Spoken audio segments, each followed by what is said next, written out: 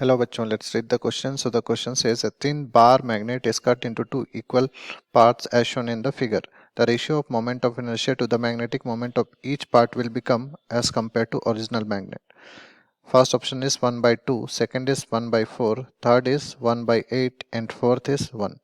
Okay तो सबसे पहले हम यहाँ पे देखते हैं यहाँ पे की कॉन्सेप्ट हम क्या यूज़ करने वाले हैं. ठीक है, तो सबसे पहले अगर हम की कॉन्सेप्ट की बात करें तो की कॉन्सेप्ट जो हम यहाँ पे यूज करेंगे वो होगा आपका moment of inertia. Moment of inertia of a rod और दूसरा यूज करेंगे हम लोग मैग्नेटिक मोमेंट का. Magnetic moment. ठीक है, तो सबसे पहले हम यहाँ पे सिचुएशन को ड्रॉ करते हैं. मान के चलिए कि अगर हमारे पास ये रॉड दिया हुआ है, हम ड्रॉ कर रहे हैं कि ये हमारे पास रॉड है इनिशियल कंडीशन में और इसकी लेंथ हम मान रहे हैं कि this is nothing but 2L और इसका मास जो है, इसका मास m डैश मान रहे हैं और मैग्नेटिक मोमेंट हम मान रहे हैं m है. मैग्नेटिक मोमेंट m है, इसको कंसीडर करते हैं कि ये नॉर्थ पोल है और ये साउथ पोल. ठीक है, ये कंडीशन 1 है. ठीक है, तो कंडीशन 1 में अगर हम इसकी मोमेंट ऑफ इनर्शिया निकालें, ठीक है, तो मोमेंट ऑफ इनर्शिया क्या हो जाएगा, I1 that is equal to ml square by 12. हम क्या लिख सकते हैं, m dash l square by 12. ठीक है, ये होता है moment of inertia of a rod. ठीक है, तो यहाँ पे क्या हो जाएगा कि जो लेंथ लेंगे हम 2L लेंगे. ठीक है, और m डैश क्या है, m dash is nothing but the mass. यहाँ पे लिख देता हूँ m dash is nothing but mass. ठीक है, अब यहाँ से अगर L की हम वैल्यू लेंगे तो m dash will be equal to 2L square divided by 12 और यहाँ से क्या आ जाएगा, I1 will be nothing but m dash this is 4L square divided by 12. तो 4 3 are 12, this will be nothing but m dash L square divided by 3. तो ये हमारे पास I1 की वैल्यू आ जाएगी. दैट इज क्या बोल सकते हैं इसको, मोमेंट ऑफ इनर्शिया. ठीक है, उसके बाद अगर मैग्नेटिक मोमेंट निकालें फर्स्ट कंडीशन में तो m1 की वैल्यू क्या आ जाएगी, this will B magnetic strength into length. So m into 2L ये आ जाएगा हमारे पास मैग्नेटिक मोमेंट. ठीक है, इनिशियल कंडीशन में, इस कंडीशन में अगर हम रेशियो निकालें तो रेशियो की वैल्यू क्या हो जाएगी, ratio will be I1 by m1. ठीक है, तो I1 हमारे पास क्या है, this is m dash L square divided by 3 और m1 की वैल्यू क्या है, m1 is nothing but m into 2L. So m into 2L. ठीक है, यहाँ से अगर हम लोग इसको कैलकुलेट करेंगे तो ये हमारे पास क्या आ जाएगा, एक L से एक L कैंसिल हो जाएगा और यहाँ से हमारे पास क्या आ जाएगा, एक L से एक कैंसिल हो जाएगा.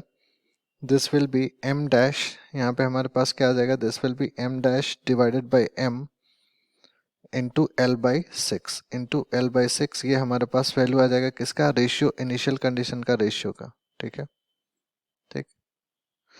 अब दूसरे कंडीशन में जब क्या बोलता है कि दूसरे मिडल से इसको कट किया जाता है. ठीक है, तो अगर हम इसको कट करेंगे सेकेंड कंडीशन में, अगर देख रहे हैं सेकेंड कंडीशन में अगर हम बीच से इसको कट कर दे रहे हैं तो ये एक पार्ट हो गया, इसका मैग्नेटिक मोमेंट जो है वो चेंज नहीं होगा. तो यहाँ से हम क्या लिख सकें, this will B m and this will B, यहाँ से इसको अलग से कट कर दिए तो यहाँ पे भी m रहेगा, मैग्नेटिक स्ट्रेंथ चेंज नहीं होगी. ठीक है, तो यहाँ से हम लोग क्या बोल सकते हैं, अगर मैग्नेटिक मोमेंट फाइंड करें तो पोल स्ट्रेंथ तो सेम रहेगा दोनों का. अगर मैग्नेटिक मोमेंट फाइंड करें तो दूसरे कंडीशन में मैग्नेटिक मोमेंट का वैल्यू क्या हो जाएगा, ये जो है बीच से कट किए तो L L, तो m2 का वैल्यू क्या हो जाएगा, m2 will be nothing but m into L. ठीक है, ये मैग्नेटिक मोमेंट का वैल्यू हो जाएगा सेकेंड केस में. ठीक, अगर हम I2 निकालें तो moment of inertia second case में क्या हो जाएगा, this will be nothing but m dash by 2, क्योंकि मास आधा हो जाएगा, m डैश बाई 2 लेंथ जो है वह आधा हो जाएगा. So this will B L square divided by 12. ठीक है, अब यहाँ से हम क्या लिख सकते हैं, अगर इसको हम लोग ये करें so this will B m dash L square divided by 24. ये हो जाएगा हमारे पास. ठीक है, अब यहाँ से I2 और M2 की अगर रेशियो निकालें, so this will B ratio I2 divided by M2।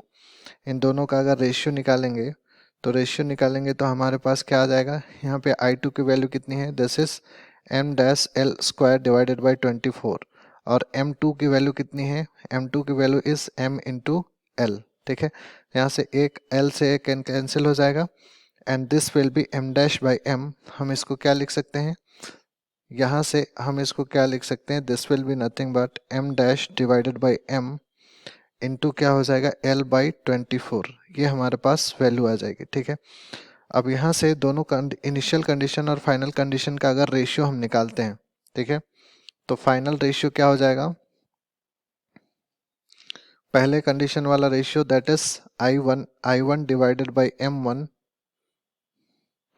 Divided by I2 divided by M2। ये दोनों का अगर हम रेशियो निकालते हैं तो यहाँ I1 डिवाइडेड बाई M1 वो कितना है हमारे पास, दिस इज नथिंग बट हमारे पास है m dash divided by m into L divided by 6 ये है। और इस वाले कंडीशन में I2 डिवाइडेड बाई M2 कितनी है, this is nothing but m dash divided by m into L by 24। तो यहाँ से क्या हो जाएगा, m डैश से m कैंसिल, m से m कैंसिल, l से l, 6 4 जा 24। ठीक है, तो यहाँ से ये जो रेशियो आएगा दिस इज नथिंग बट हमारे पास कितना आ जाएगा, दिस विल बी, यहाँ पे I1 by M1 upon I2 by M2 जो है वो हमारे पास कितना आ जाएगा 4, और इसी को अगर हम लोग रिवर्स करेंगे that is I2 by M2 and I2 by M2 divided by I1 by M1, तो ये हमारे पास कितना आ जाएगा 1:4। ठीक है, तो हमारे पास जो करेक्ट ऑप्शन होगा that will be option 2। I hope you understood well.